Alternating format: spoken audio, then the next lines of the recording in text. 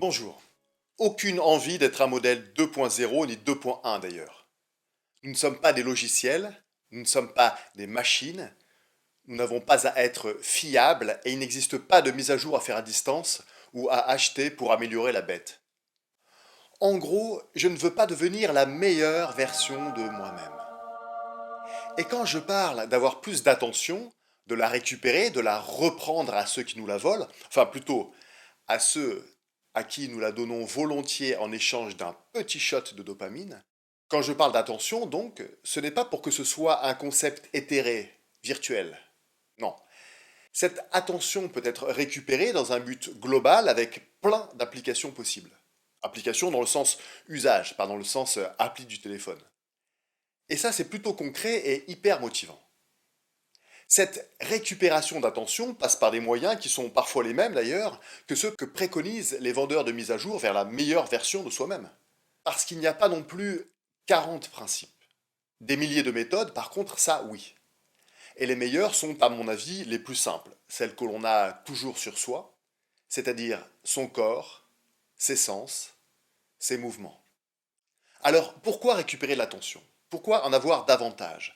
Parce que comme toutes nos interactions avec le monde passent par l'attention étant notre interface entre nous et le monde, si on la néglige, il y a moins d'interactions. En tout cas, moins d'interactions actives que l'on pourrait résumer par le mot choix.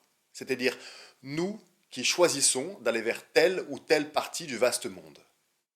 Si on néglige notre attention, il y aura par conséquent davantage d'interactions passives, c'est-à-dire le monde qui vient vers nous. Et en général, le monde qui vient vers nous, ça ne passe pas par des fjords norvégiens, par une immense savane, par de hautes montagnes qui viennent envahir avec bonheur tous nos sens dans la cuisine au petit-déj. Non.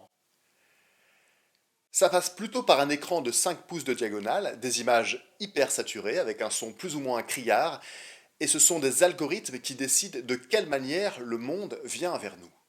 Le tout pour servir une régie publicitaire. D'ailleurs, si vous pensiez que les réseaux sociaux et leurs notifications étaient un joyeux club de rencontres super sympa, désolé de plomber l'ambiance, mais ce sont juste des régies publicitaires dont l'unique but est de maximiser leurs profits. Alors c'est quand même bien sympa d'y aller pour avoir des nouvelles des copains, mais moins de temps on passe dessus, mieux on se porte. Je m'explique. Imaginez que vous allez rendre visite à des amis, et que leur porte d'entrée soit au fond d'un long couloir, et qu'il y a 50 portes des deux côtés du couloir, avec quelqu'un qui est sur le seuil de chaque porte, prêt à vous parler quand vous passez. Vous pouvez quand même passer tout droit. Sur les réseaux, ça serait aller chercher de suite l'info qui nous intéresse, 40 secondes. Ou vous pouvez aussi parler à chacune des personnes sur le chemin, parce qu'ils ont des choses passionnantes à vous raconter. Des phrases super inspirantes qu'on a envie d'accrocher au mur dans un cadre en bois d'arbre. Ou pire, à se faire tatouer d'urgence avant qu'on les oublie, genre Always keep dreaming. Ou une 2000e vidéo de chat qui s'est pris pour une chauve-souris au-dessus d'un panier à linge, trop rigolo. Oh tiens, une pub. Ou un article qui vous rappelle que la planète est en train de crever à cause du capitalisme sauvage, comme si on ne le savait pas. Oh tiens, une pub.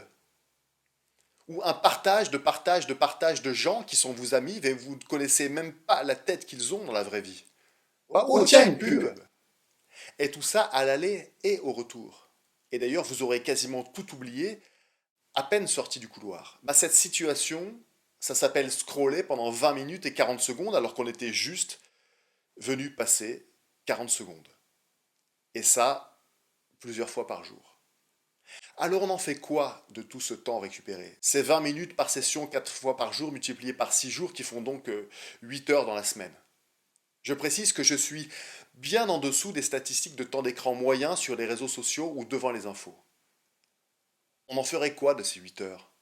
Et de tout le cheminement qui amène à récupérer ce temps qui fera qu'on mettra encore plus de vie dans la vie. On voit ça la semaine prochaine? Merci de m'avoir écouté. Oh, tiens, une pub.